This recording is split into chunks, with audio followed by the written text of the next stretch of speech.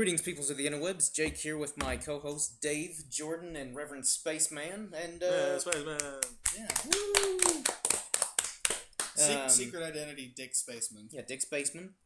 So this is another edition of the weekly poll where we just give you reading recommendations, tunes to listen to, movie. It's totally been happening on a weekly basis that we do these. Yep.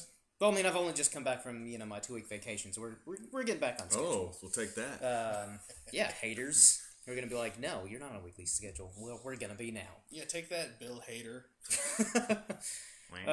So that's who wants to start us off with their weekly recommendation on stuff. Sex criminals. They are registered in your neighborhood. You should look into it. But there's also a comic by that name, and it's great. It's a comedy. Just a whole bunch of sight gags and dirty jokes, clever dirty jokes, and everyone should check it out. Basically, the main characters freeze time at orgasm, and they use it to rob banks. That's not a spoiler. It's on the back. Okay, Check it out. By Matt Fraction. Yeah, Matt Fraction. Good writer. really good writer. Some Canadian guy draws it. I'll have nothing to do with it then if it's Canadian. I mean, it's right over there. I could look, but yeah. So we're so biased against our own. Yeah. Alright, so I'll go next. My recommendation, which I do highly recommend, is Iron Maiden's newest album, The Book of Souls, which, for those of you who don't know, I'm a huge Iron Maiden fan. I think When did this happen? yesterday, actually. Overnight. Yeah. But, as soon as I heard they were making a new album, I was just like, yes. And I was super, super excited about it, because normally I don't get, really excited about new albums. I'll be like, oh, okay, I'm looking forward to it. But this album, I was like, yeah! And it did not disappoint. Start to finish, this album is solid. Granted, it's hard to go wrong with Iron Maiden. Yeah. But, this is one of those albums that's just, Yeah, I won't make you do it right now, because it'll take time, but where do you ballpark it for best Maiden albums? Ooh. I know, some people have been comparing it to, the Number of the Beast of, this generation. I don't know if I could argue that. I kind of... I liked it more than the last album.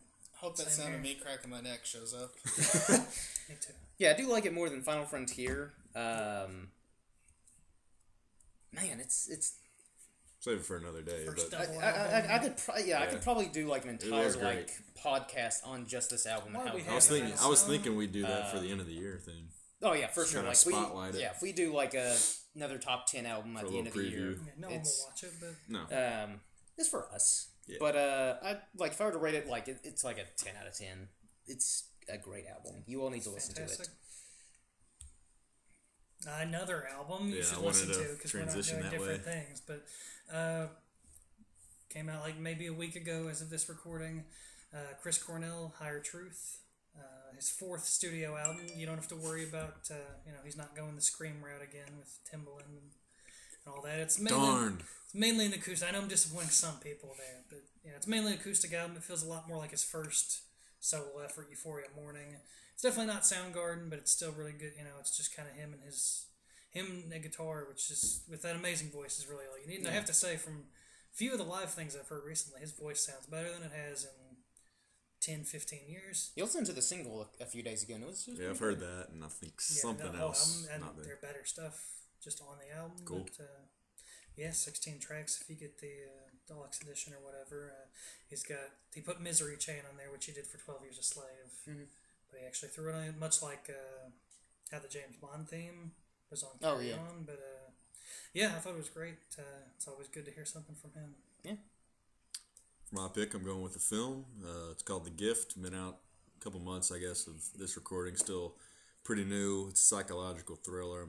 I'm a big fan of those. A lot of people like to compare it with Gone Girl. I think Gone Girl was actually better, but this one's good too. I think it's Joel Edgerton's directorial debut, I believe. Yep, he directed it, and it's got Jason Bateman. Hot off the heels of Space Yep, Ghost. yes, someone has had to say it. I think Space Rebecca Ghost. Hall is his wife, but She could also be his wife in Space Ghost. she could. But yeah, We've already done that movie pitch. You don't have to keep selling it. psycho thriller.